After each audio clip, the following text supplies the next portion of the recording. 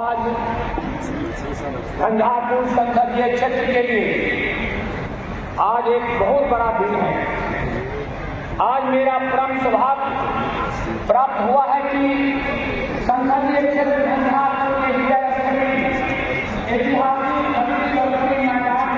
Photo लिया था ना दिनांक 30 नवंबर 2024 को आदरणीय केंद्रीय मंत्री श्री सीतारमण जी का अपनी इस पवित्र भूमि पर जिसका संबंध त्रेता युग से जुड़ा हुआ है, माता सीता का जन्म स्थली मोआ के धरती से हम सब मिलकर के झंझारपुर की तरफ से उनका हार्दिक अभिनंदन और स्वागत करते हैं। लोग से खबरी बजाएंगे। साथ साथ मेरे बिहार के नौजवानों का दिल का धड़कन माननीय मुख्यमंत्री श्री सम्राट चौधरी जी का भी स्वागत करता हूं। स्वागत के कड़ी में मिथिलापुर राज्यसभा सांसद हमारे दिल्ली राष्ट्रीय कार्यकारी अध्यक्ष और पूर्व मंत्री उनका भी मैं हृदय के गहराई से हार्दिक अभिनंदन और स्वागत करता हूं। स्वागत के कड़ी में जितने भी माननीय सांसदगण है, श्री अशोक कुमार यादव जी और जितने भी हमारे विधायकगण हैं, विधान पार्षदगण हैं और हमारे जितने भी बैंक के वरिष्ठ कार्यकर्ता और बैंकिंग के सभी वरिष्ठ पदाधिकारी, मीडिया के भाई बंधु, प्रशासनिक अधिकारी, जनता जनार्दन, बेरोजगारकर्ताओं, उपस्थित सभी गणमान्य लोगों का भी हार्दिक अभिनंदन और स्वागत करता हूं। मेरे प्यारे भाइयों बहनों, जैसा कि आप सब जानते हैं कि हमारे वित्त मंत्री जी ये बिहार और बिहार खासकर के गुजरात से किसी भी वित्त मंत्री का इसके लिए एक लोग से आज इस सभा में माननीय वित्त मंत्री उद्यमिता विकास प्रोत्साहन कार्यक्रम में शामिल होने आई है एवं इस कार्यक्रम के माध्यम से लगभग 1030 करोड़ से ज्यादा रोजगार उनके करने से हुआ है, जिससे बिहार और मिथिला क्षेत्र में विकास एनडीए सरकार की प्राथमिकताओं में शामिल है। हमें विश्वास है युवाओं को बैंक से आसान लोन मिलने पर मिथिला में सरकार को बढ़ावा मिलेगा तथा बड़े पैमाने पर रोजगार के नए अवसर मिलेंगे। बजट 2024 में बिहार को बजट में ऐसा क्या मिला कि पूरे देश में हमें नहीं दिखा। केंद्रीय वित्त मंत्री निर्मला सीतारमण जी बिहार को सवालों की बरसात कर दी है।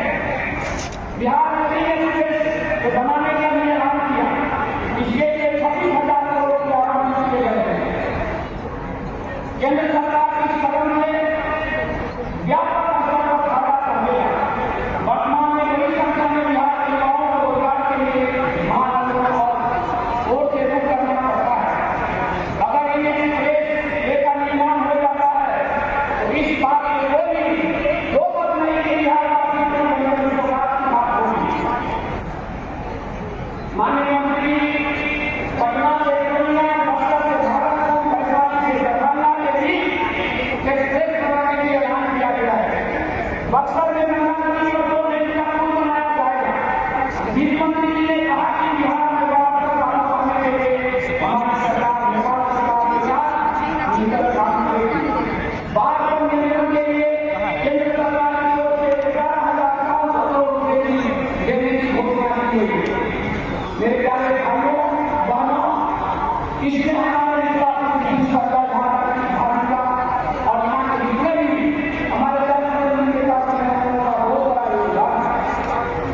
बिहार के गया में विष्णुपति मंदिर, बोधगया में महाबोधि मंदिर, अग्नि भवन, सफल काशी विश्वनाथ मंदिर कॉरिडोर की तट पर विष्णुपति मंदिर कॉरिडोर और महाबोधि मंदिर कॉरिडोर के व्यापक विकास का समर्थन किया जाएगा ताकि उन्हें भी स्तरीय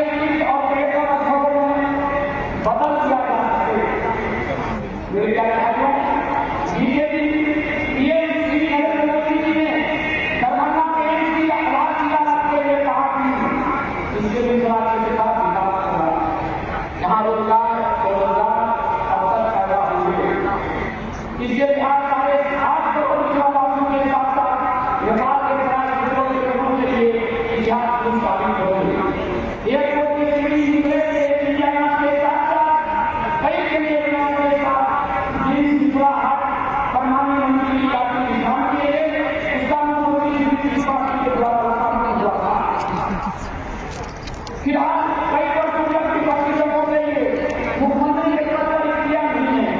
इसके साथ साथ समय को ध्यान में रखते हुए एक बात सुना, मैं माननीय मुख्यमंत्री जी का, माननीय श्री संजय गांधी का और माननीय हमारे जो वित्त मंत्री और उप मुख्यमंत्री श्री कमलनाथ जी का और